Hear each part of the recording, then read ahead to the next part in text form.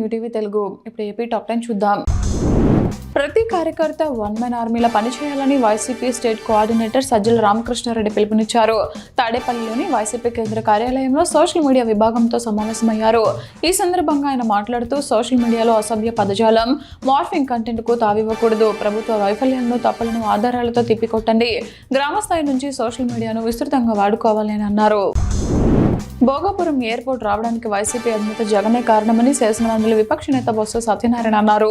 విశాఖలో ఆయన మాట్లాడుతూ అప్పటి ప్రభుత్వంలో మంత్రిగా ఉన్న వ్యక్తిగా చెప్తున్నాను.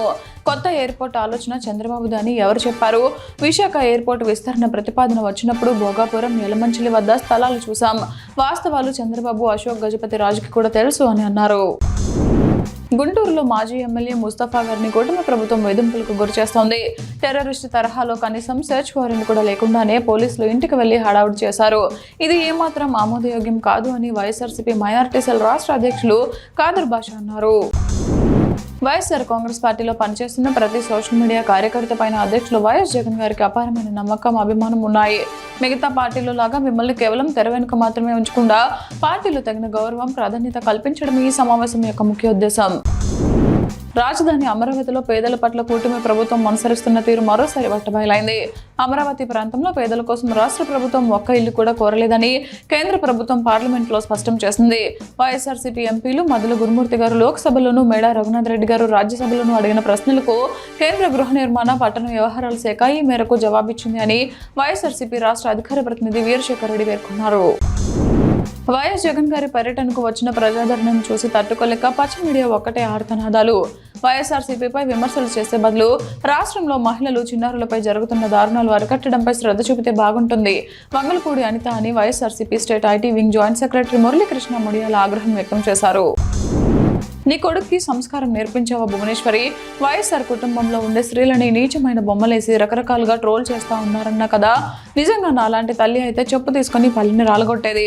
స్త్రీల ఫోటోలను మార్ఫింగ్లు చేసి అసహ్యకర బొమ్మలతో పోస్టులు చూస్తూ భరిస్తున్నావా, లేకపోతే ఎంకరేజ్ చేస్తున్నావా? ఆ స్త్రీలు కాదా? నీ కొడుకు, నీ భర్త సోషల్ మీడియా ద్వారా వ్యక్తిత్వ హననం చేస్తా ఉంటే మీ నోరేమైందమ్మా అని నందమూరి లక్ష్మీ పార్వతి ప్రశ్నించారు.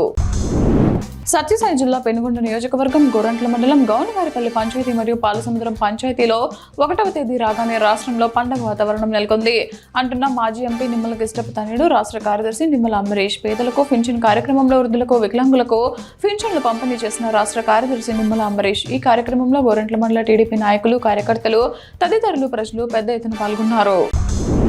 సత్యసాయి జిల్లా పెనుగొండ నియోజకవర్గం గోరంట్ల మండలంలో పలు పాఠశాలల విద్యార్థులకు పెన్నులు, నోట్బుక్స్, ఇతర విద్యార్థులకు ఉపయోగపడే మెటీరియల్ను పంపిణీ చేసిన బెంగళూరు బాలరాజు, కనక మహాలక్ష్మి దంపతులు. అలాగే మండలంలోని అక్కమ్మగారి దేవాలయానికి 10,000 రూపాయల విరాళం అందించారు. మహిళలకు చీరలు పంపిణీ చేశారు. అన్నదాన కార్యక్రమం నిర్వహించారు. ఇలా పలు సేవా కార్యక్రమాలు నిర్వహించి వారి మానవత్వాన్ని చాటుకున్న బెంగళూరు బాలరాజు, కనక మహాలక్ష్మి దంపతులు. తిరుమల శ్రీవారిని ఉదయాస్తమాన సేవలో పివి సింధు మొక్కులు చెల్లించుకున్నారు. దర్శనానంతరం వీరికి రంగనాయక మండపంలో వేద పండితులు వేదాశీర్వచనం చేయగా ఆలయ అధికారులు పట్టు వస్త్రాలతో సత్కరించి తీర్థ ప్రసాదాలు అందించారు.